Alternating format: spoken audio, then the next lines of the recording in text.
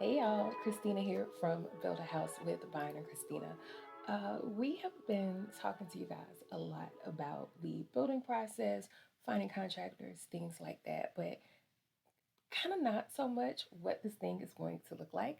And I am here today to change that. Today, I'm going to be talking to you guys about the vibe we're going for with our home and hopefully offer some tips for your own interior design projects that you might be on. So, if you are interested in that, keep watching. So, one of the first things that you're going to have to do when you're embarking on an interior design project for your home, apartment, an office space, your dorm room, whatever, you're going to have to kind of figure out the style that you like as well as a color palette. Now, so often with everything on the internet and social media, we're kind of influenced by what's popular or what's trendy, or the opposite happens. Maybe we like what's popular and trendy. Maybe we liked it even before it became popular and trendy. But now that everybody likes it or everybody knows about it, there's kind of, I don't know, a desire to shy away from that. Um, I want you to forget about all of that because that is a process that I had to go through myself. This is something that you are going to be living in when, you know, when you're not on your screen scrolling, when your friends leave, whatever, you're the one that's going to have to live in that space. And so the most paramount opinion needs to be yours, or yours and your families and your roommates or your spouse, your boyfriend, girlfriend, whoever you live with, their opinions can factor in, but anybody else, literally, who cares? I have a color palette that I like. Luckily, Byron likes that color palette too. He's agreed to that color palette for our home, and it didn't take much convincing, but initially I shied away from it because right now it's a very trendy color palette. You see it all over the place. You see everybody is and you see a lot of people kind of complaining about it. So boring and this is so this and this is so that. And it made me feel like, oh, well, maybe I should do something else. We're going to be talking about this process with our home, and I don't want to get comments like that on our home, and et cetera, et cetera, et cetera. And this is all stuff that's going on in my head until I had that exact epiphany, like, who cares? Like literally, who cares? We are spending our money on our home that we're going to be living in. And so it needs to be something that we like to walk into every day, not sullied by the opinions of people who are most likely never going to set foot in our home, not even ever going to see our home. So why does it matter? So, with that said, one of the first things you're going to need to do is choose your design style, which is potentially a lot more difficult than it sounds. There are so many different ways that you can decorate your home. You can go for a glam look, you can go for a very traditional look, you can go for French colonial, you can go for cottage style, you can go for ultra modern or industrial or sleek, or the possibilities are endless because all of these end up overlapping each other, and you can have this style with a twist of this and a twist of that, and it can be a little bit overwhelming because if you like a lot of different things but you don't know how to make those things work together because you don't understand the certain hallmarks of that style, it it like I said, it can get overwhelming. And so one of the first things you're going to want to do is figure out what styles you are drawn to the most. And not just what styles you're drawn to the most, but the styles that you want to live in. Like, I love glam. Like, I love looking at other people's very glamorous, very luxurious homes with all the metallics, and like, I love looking at it. I don't want to live in it though. And so it has to be, you have to figure out what you like that you also want to live in. DIY with KB is a creator on YouTube. That's where I first saw her. She does a lot of really, really great videos with all kinds of interior design tips.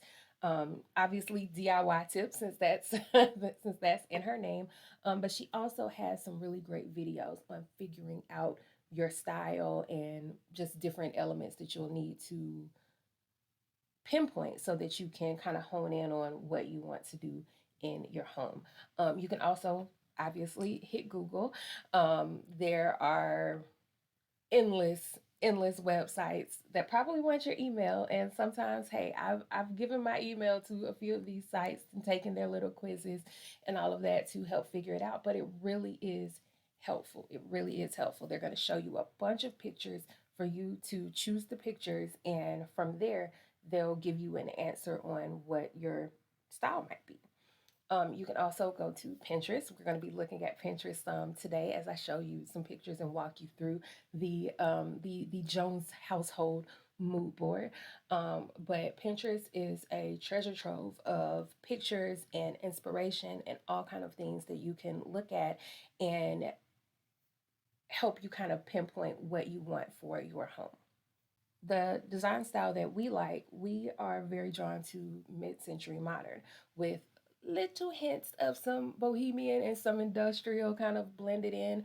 Some of the hallmarks of mid-century modern are really sleek lines, kind of more of a less is more feeling, very functional design, not a lot of clutter, but not minimal either. Um, and then with where the bohemian comes in is we really like texture. We really, really like texture. We like lots of natural looking pieces, natural wood tones, things like that. And then with industrial, we're very drawn to like black hardware, black fixtures, something to kind of bring a little bit of a masculine touch into the space so that you don't end up looking too frilly. I'm going to go with frilly. From there, you once you know your design style, you're also going to want to choose a color palette.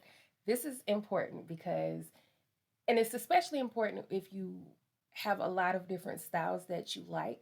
It's easier to make those styles blend if you at least are in the same color family with them. Our color palette is a very graphic black and white color palette with touches of natural wood and then lots of greenery from plants and different things like that. I like a neutral style because I like being able to bring different things in without having to worry about, okay, is this the perfect color match, or is this, is this going to be slightly different or whatever, whatever, whatever.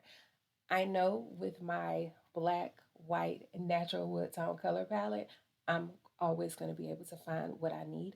And I love how it looks together. And so it works. And this is kind of what I was talking about in the beginning. That black and white neutral color palette, it is very trendy right now. It's very trendy right now. But I don't care. I'm doing it because I love it. I've not been influenced. This is always like if you look at my home now, and I might try to bring in some clips. You'll see. Look behind me.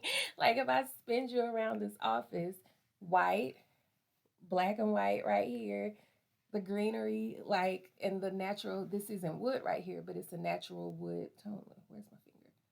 Right there. Like, that's just the color palette that I enjoy. And so I don't care that it's trending right now. And I'm not going to change it just because it's trendy right now. I'm going to go with what feels good for my family and my home. And I suggest that you do as well. Now, one way that you can keep your basic color palette from looking flat is to figure out how to incorporate lots of different textures and stuff like that. And I think this is probably a good time to bring in bring in my Pinterest board so I can show you what I mean.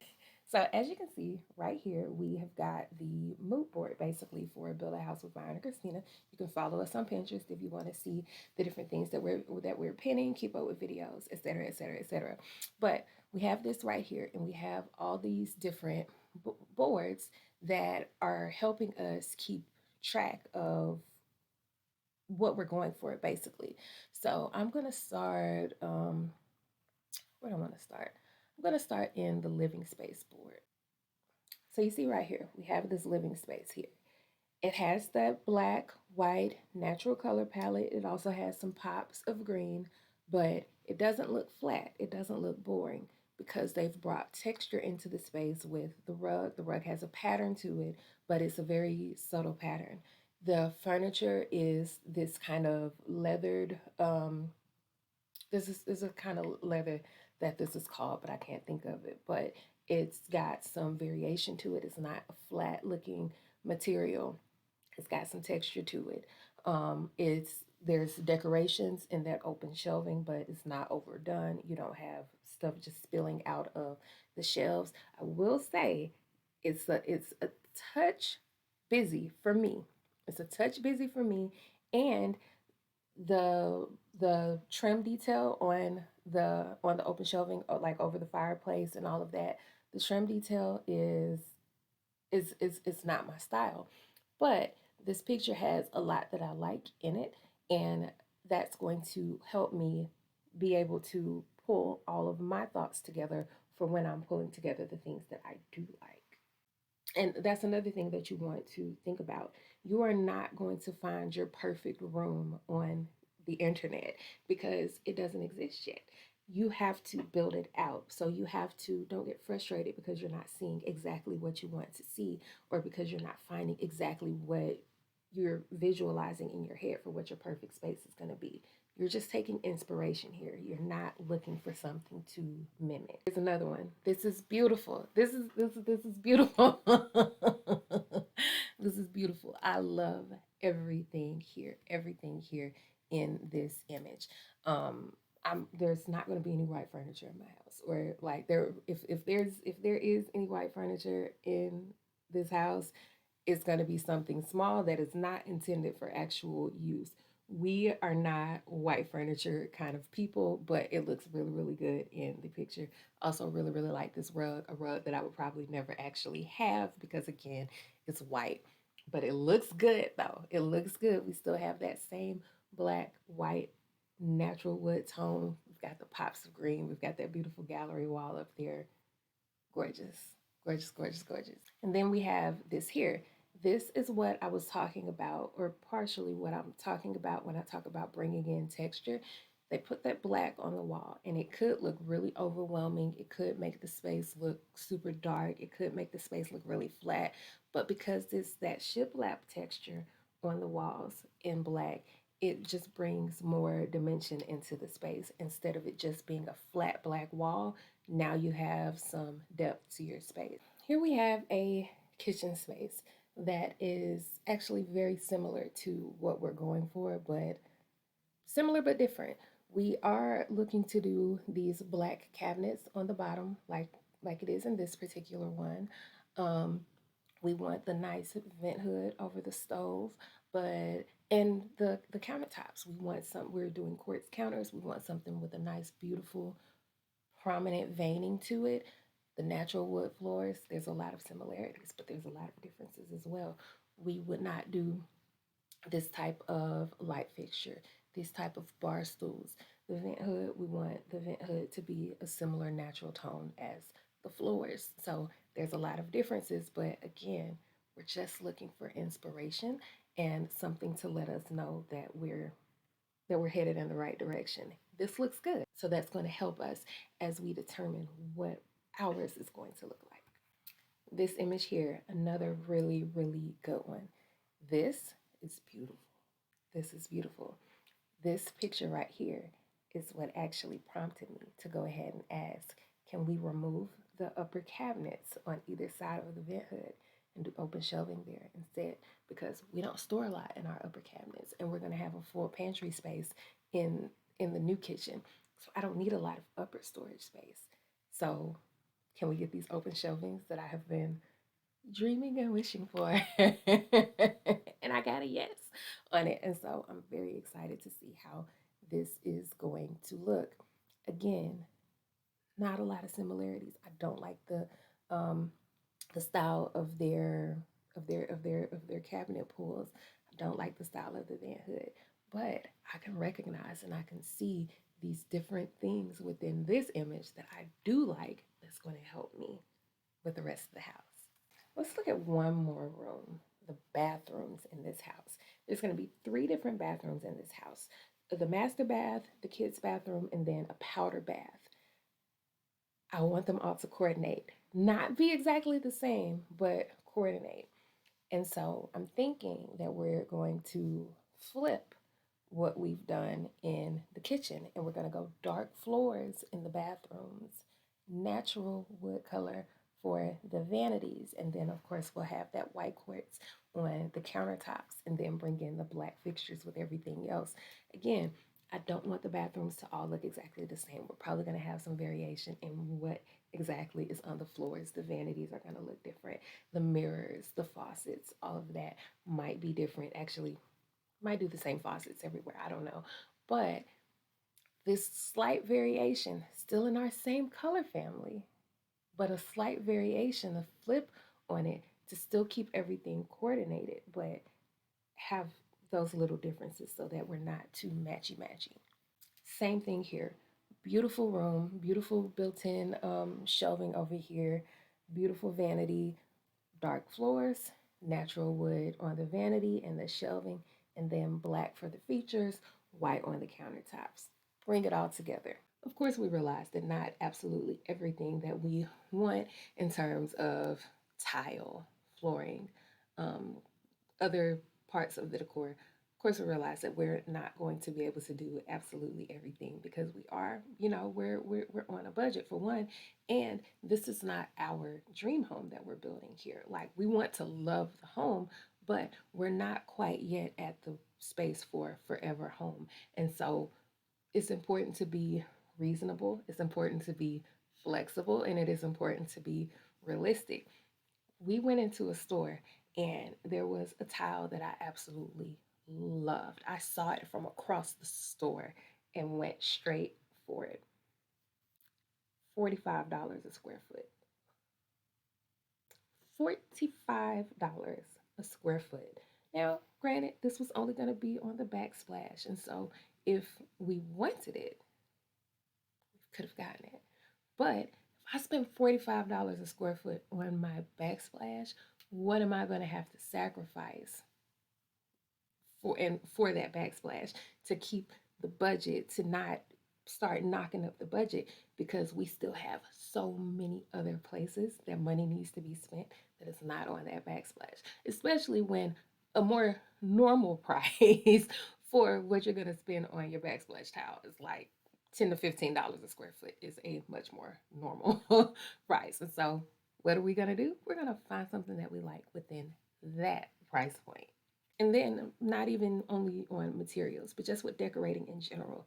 You might see pillows that you really love, or a vase that you really love, or a faux plant that you really, really love, but you're not able to find the exact thing, or the exact thing is not inside your budget. You have to be flexible.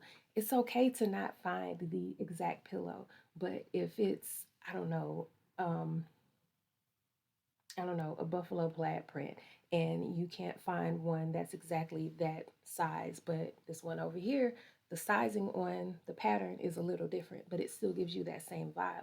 That's fine. Embrace that flexibility for one, and for two, be willing to DIY some stuff. Pillows, for example, very easy, very like ridiculously easy to make. Is it very simple to just run to the store and buy one? Yes, it is. But it's not just it's truly not a ton of work if you know how to sew. If you know how to sew. And even if you don't, there's ways around all of this. Hop on YouTube, hop on Google. There are easy DIY instructions for very nearly everything you might want to do. If you do want that $45 per square foot tile, maybe you get it. And instead of paying an installer, you hop on YouTube and watch some tutorials and you install it yourself to help balance out the cost of that. Um, like a lot of the texture on the wall, that trim work that you see, like the trim work that's behind me right now, this is very, very expensive to do. Like very, very expensive to do. I'm talking about like $1,000 to do this. Do you think we paid $1,000 to do this? No. Do you think we're paying $1,000 to do any of what we want in the new house? No. We did it ourselves. It took a couple days. It took a couple days and a lot of frustration and some aching backs, but we just did it ourselves. A lot of this stuff you can simply DIY so that you get that look without having to break an arm and a leg in order to get it. So that is it for me today. The next video you see on this channel, Byron will be back and we will be giving you guys an update on what has been happening with the build. Things have been happening, some good, some not so good, but as always, we will continue to press forward. Let me know your tips. If you've made it this far, drop a comment below letting me know your tips finding your finding your interior design style and finding your color palette, or other YouTubers that you follow who really hit the mark with interior design tips and all of that, because I'm listening. I need it. We know that what we've decided now, we're still so early in this process that a lot of this could change. But I wanted to come here today to give you guys kind of our baseline, where we're starting, and we'll revisit this in 6 months or however long and see where it ended up. But as always, thank you guys for watching. Thank you guys for your support of this channel, and we'll